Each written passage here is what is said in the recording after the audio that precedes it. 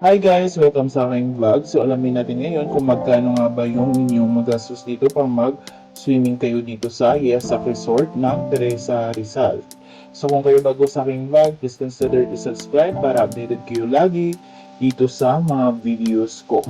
So ang entrance fee dito guys, ma-adult man or ma-kids man is 80 pesos. Ang kanilang cottage fee naman is 500 pesos. Open sila dito 7 a.m. to 4 p.m. every day.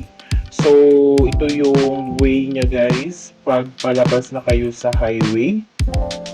Ayan, so makikita ninyo nandyan kayo pwedeng mag-park sa labas.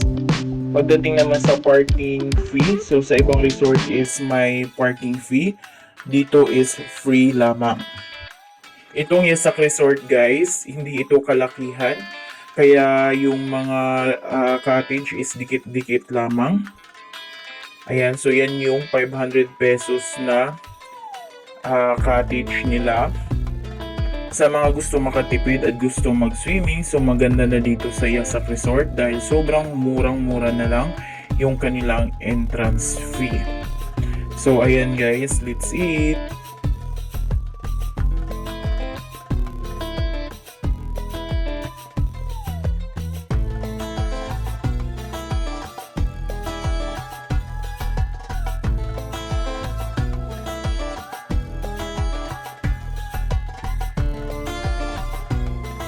So ito na yung swimming pool guys. So mas malawak na siya ngayon kaysa dati.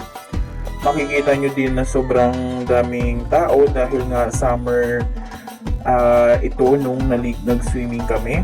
Kung kaya mas maganda din na pag mag-swimming kayo dito is hindi summer para mas ma-feel nyo yung pag-swimming nyo dito.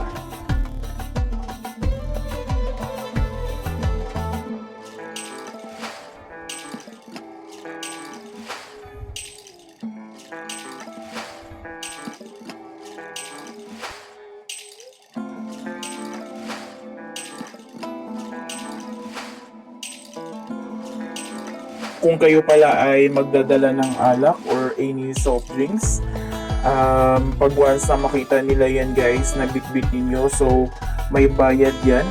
Kung ako sa inyo is, dito na lang kayo pumili.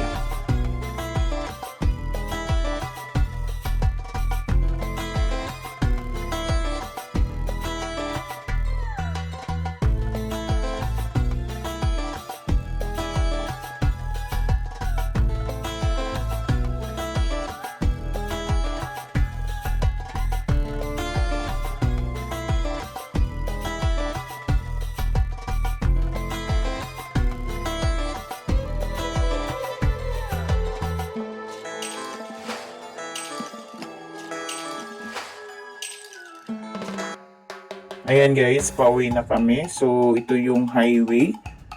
Ayan, so kung kayo ay may sasakyan, pwede din kayong makapark dito. Pasok pa rin sa loob yung inyong sasakyan. So pauwi na kami. Tapos na kaming mag-swimming. So sobrang daming tao, so half day lang kami.